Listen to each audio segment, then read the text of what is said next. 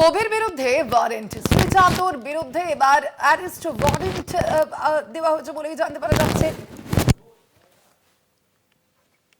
কবির বিরুদ্ধে ওয়ারেন্ট, আমরা এই বিষয়ে কথা বলবো। আমাদের সঙ্গে এই মুহূর্তে ফোন লাইনে রয়েছেন প্রতিনিধি পারমিতা আচার্য। পারমিতা, কি কারণে এই অ্যারেস্ট ওয়ারেন্ট? তারই পরোয়ানা দিয়েছে আদালত। ভোটের আগে এই ঘটনা কিন্তু একেবারে নজিরবিহীন। জানা গিয়েছে যে পুরনো একটি মামলায় গ্রেফতারের নির্দেশ দেওয়া হয়েছে এবং বিধানসভা নির্বাচনের আগে সুজাতকে গ্রেফতারের এই নির্দেশে ইতিমধ্যে চাঞ্চল্যের সৃষ্টি হয়েছে এবং বলা যায় ভোটবঙ্গে এই ঘটনা কিন্তু একেবারে নজিরবিহীন। ঘটনায় যেমন তীব্র নিন্দা জানিয়েছে শাসক দল, ঠিক তেমনই নিন্দায় সরব হয়েছেন সাহিত্যিক মহলের একাংশ। শীর্ষেন্দু মুখোপাধ্যায় নিন্দায় সরব হয়েছেন। এর পাশাপাশি সাহিত্য মহলের একাধিক বিশিষ্ট ব্যক্তিবর্গরা নিন্দায় সরব হয়েছেন এবং পুরনো একটি মামলায় গ্রেফতারি পরোয়ানা জারি হয়েছে। আমরা শ্রীজাত বন্দ্যোপাধ্যায়ের সঙ্গে যোগাযোগ করার চেষ্টা করেছিলাম, কিন্তু তার সঙ্গে যোগাযোগ করা যায়নি। তবে বিধানসভা নির্বাচনের আগে শ্রীজাতকে গ্রেফতারের এই ঘটনা কিন্তু ভোটবঙ্গে নজিরবিহীন বলে মনে করা হচ্ছে। স্বর্ণালী, একেবারে পারমিতা, আরো একটা বিষয় যে এর সঙ্গে তো ভোটের কোনো সম্পর্ক নেই, তাহলে ভোটের আগে কি কারণে তার বিরুদ্ধে গ্রেফতারের নির্দেশ? দেখো, নির্বাচন অবাধ এবং শান্তিপূর্ণ করার জন্যই এই গ্রেফতারি পরোয়ানা। আমরা যেমনটা জানি 2017 সালেও একবার সুজাতর বিরুদ্ধে গ্রেফতারি পরোয়ানা জারি হয়েছিল তার কবিতার লাইন নিয়ে। সেই কারণেই নির্বাচনের আগে নির্বাচন যাতে অবাধ এবং শান্তিপূর্ণ হয়, সেই কারণেই আদালতের নির্দেশে গ্রেফতারি পরোয়ানা জারি হয়েছে কবি সুজাত বন্দ্যোপাধ্যায়ের বিরুদ্ধে। স্বর্ণালী, ধন্যবাদ তোমায়। আমরা কথা বলছিলাম, আমাদের সঙ্গে ফোন লাইনে ছিলেন প্রতিনিধি পারমিতা আচার্য। কবি শ্রীজাত বন্দ্যোপাধ্যায়ের বিরুদ্ধে এবার গ্রেপ্তারি পরোয়ানা জারি। মূলত ভোটের আগে শ্রীজাত বন্দ্যোপাধ্যায়কে এবার গ্রেপ্তার করার নির্দেশ এলো। পুরনো একটি মামলাতেই এই গ্রেপ্তারের নির্দেশ বলেই জানতে পারা যাচ্ছে। যদিও ভোটবঙ্গে কবি শ্রীজাত বন্দ্যোপাধ্যায়ের বিরুদ্ধে এই গ্রেপ্তারি পরোয়ানা একেবারেই নজিরবিহীন ঘটনা বলে মনে করা হচ্ছে। কবির বিরুদ্ধে এই ওয়ারেন্ট, কবি শ্রীজাত বন্দ্যোপাধ্যায়ের বিরুদ্ধে এই গ্রেপ্তারি পরোয়ানা জারি। ভোটের আগে শ্রীজাত বন্দ্যোপাধ্যায়কে গ্রেপ্তার করার নির্দেশ। পুরনো একটি মামলাতেই মূলত গ্রেপ্তারের নির্দেশ দেওয়া হয়েছে। ভোটের আগেই কবিকে এই গ্রেপ্তার করার নির্দেশ দেওয়ার যে ঘটনা, তাকে একেবারেই নজিরবিহীন বলেই মনে করা হচ্ছে। এই ঘটনার পরে ইতিমধ্যেই তীব্র ভাষায় নিন্দা জানিয়েছে তৃণমূল কংগ্রেস। নিন্দায় সরব হয়েছে সাহিত্যিক মহলও। ভোটবঙ্গে এবার শ্রীজাত বন্দ্যোপাধ্যায়ের বিরুদ্ধে এই গ্রেপ্তারি পরোয়ানা জারি।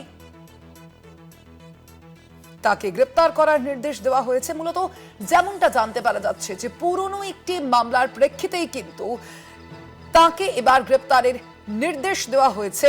ভোটের আগেই কবিকে গ্রেপ্তার করার নির্দেশ দেওয়ার এই ঘটনাকে কার্যত নজিরবিহীন বলেই কিন্তু মনে করা হচ্ছে। ভোটবঙ্গে কবির বিরুদ্ধে এই গ্রেপ্তারি পরোয়ানার ঘটনাকে ইতিমধ্যেই নিন্দা জানিয়েছে সাহিত্যিক মহল। কবির বিরুদ্ধে এই ওয়ারেন্ট জারি করা হয়েছে, শ্রীজাত বন্দ্যোপাধ্যায়ের বিরুদ্ধে এই গ্রেপ্তারি পরোয়ানা জারি করা হলো এবং ভোটের আগেই মূলত এই যে মামলা, সেই মামলার ক্ষেত্রে কিন্তু এই গ্রেপ্তারের নির্দেশ দেওয়া হয়েছে বলেই জানতে পারা যাচ্ছে। যদিও এই ঘটনাকে একেবারেই বেনজির বলেই ব্যাখ্যা করছেন সাহিত্যিক মহলের একাংশ।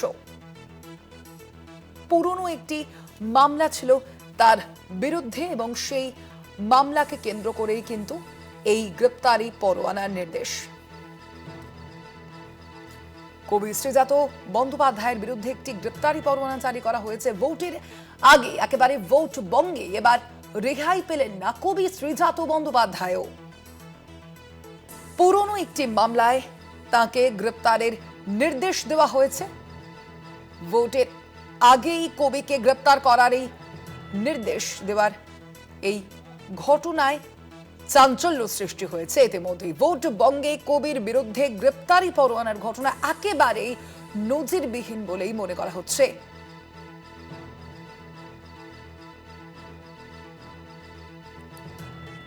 এই ঘটনার পরে তীব্র নিন্দা জানিয়েছে ইতিমধ্যেই সাহিত্যিক মহল ইতিমধ্যে এই ঘটনাকে নিন্দা জানিয়েছেন।